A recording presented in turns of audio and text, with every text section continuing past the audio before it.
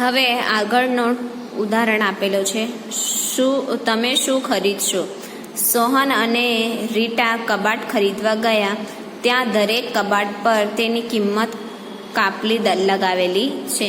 જો આની કિંમત છે 2635, 1897, 2854, 1788 અને 3975. બધા કબાટની કિંમત અલગ અલગ છે. જો પહેલો સવાલ પૂછ્યો છે, તમે કિંમતને વધતા ક્રમમાં ગોઠવી શકો છો? વધતા ક્રમમાં જેમ આપણે શોધ્યું એમ શું હતું?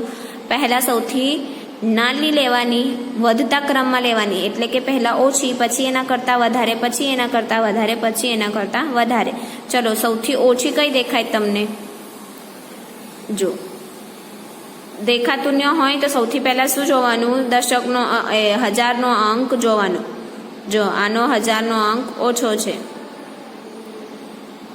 આ બંનેના સરખા છે, પછી શું જોવાનું? 100નો અંક જોવાનો. તો સૌથી ઓછું શું છે? આ છે. તો સૌથી પહેલા કોણ આવે? આ આવે સૌથી પહેલા. પછી એના કરતાં મોટું આ, પછી એના કરતાં મોટું.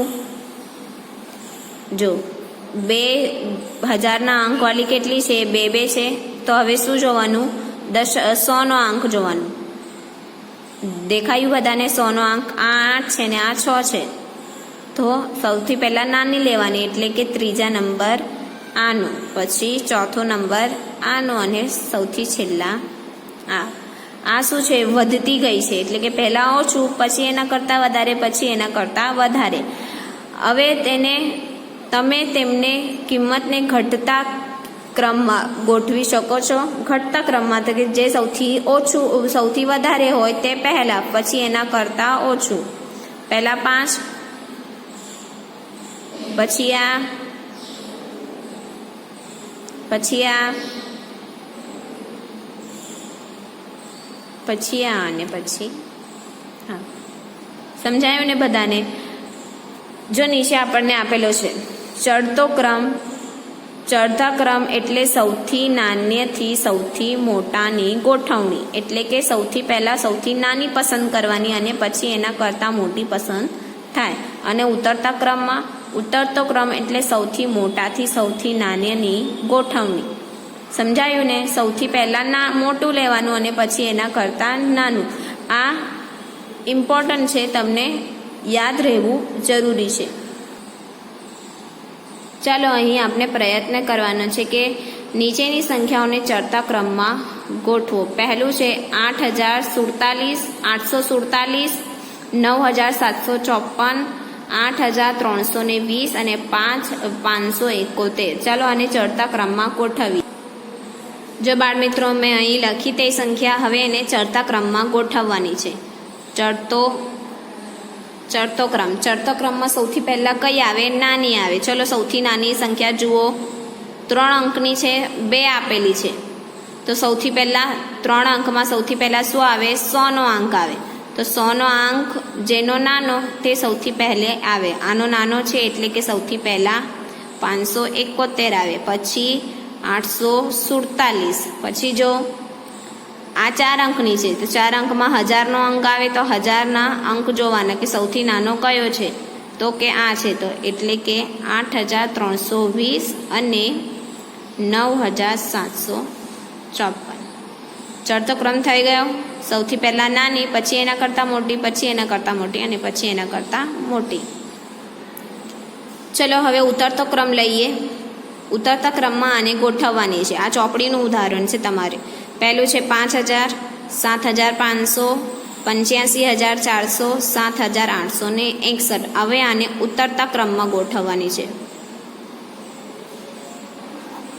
ઉતરતા ક્રમમાં સૌથી પહેલા કઈ આવે? એટલે કે સૌથી પહેલા મોટી આવે ઉતરતા ક્રમમાં. ઉતરતા ક્રમમાં સૌથી મોટી તો જુઓ, આના 4 અંક છે, આના પણ 4 અંક છે. આના કેટલા છે? 5 અંક છે. એટલે કે 5 અંકવાળી સંખ્યા મોટી, એટલે કે એને ગણવાની જરૂર નથી, એટલે કે એ બેઠી લખવાની. પછી એના કરતાં નાની. ચલો, એના કરતાં નાની દેખાય.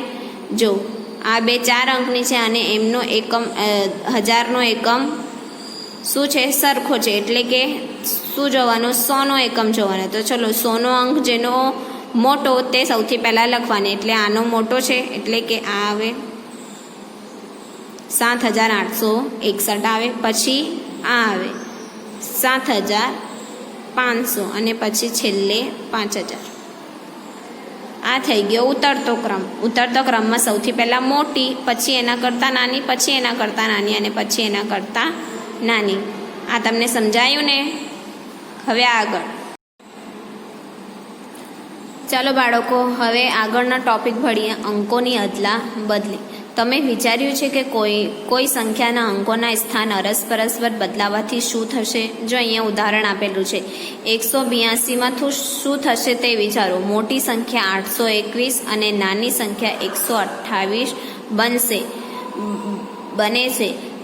391 માટે આ પણ આમ પ્રયાસ કરો. ચલો 381 માટે આપણે પ્રયાસ કરીએ કે 391 છે તો આપણે એનાથી સૌથી નાની બનાવવી હોય તો આ બને સૌથી નાની 139 અને સૌથી મોટી બનાવવી હોય તો 931. જો 3 અલગ અલગ સંખ્યા થઈ ગઈ ને. 391 પરથી આપણે સૌથી નાની સંખ્યા મળી 139 અને સૌથી મોટી સંખ્યા મળી 931.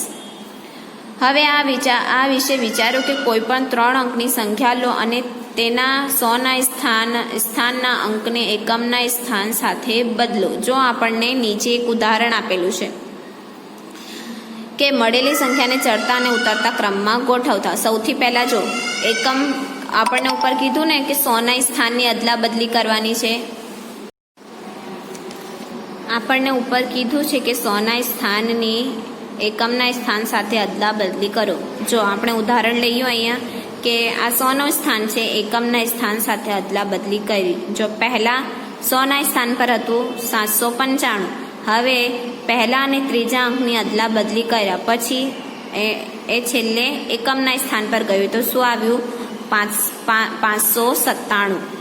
જો તમે પહેલી અને ત્રીજી ટાઇલ્સની અદલા બદલી કરો છો તો કયા કિસ્સામાં સંખ્યા મોટી થાય છે અને કયા કિસ્સામાં સંખ્યા નાની થાય છે? પહેલાં એકમના સ્થાન 100ના સ્થાન પર રાખીએ તો સંખ્યા મોટી દેખાય છે અને તેને એકમના સ્થાન પર રાખીએ તો સંખ્યા કેવી દેખાય છે? નાની દેખાય છે. હવે છે 1000નો પરિચય. આગળનો ટોપિક છે. આપણે જાણીએ છીએ કે 99 પછી 2 અંકની સંખ્યા નથી. 99 એ સૌથી મોટી 2 અંકની સંખ્યા છે. 99 એ 2 અંકની સૌથી મોટી સંખ્યા છે. તેવી જ રીતે 999 એ સૌથી મોટી 3 અંકની સંખ્યા છે અને 9999 એ સૌથી મોટી 4 અંકની સંખ્યા છે. જો આપણે 9999માં 1 ઉમેરીશું તો શું મળશે? જો સ્વરૂપ બતાવેલું છે અહીંયા કે એક અંકની, જો આપણને સ્વરૂપ બતાવેલું છે અહીંયા કે એક અંકની 9 સંખ્યા સૌથી મોટી છે પ્લસ 1 કરતાં 10 2 અંકની સૌથી નાની સંખ્યા મળી. સમજો આને.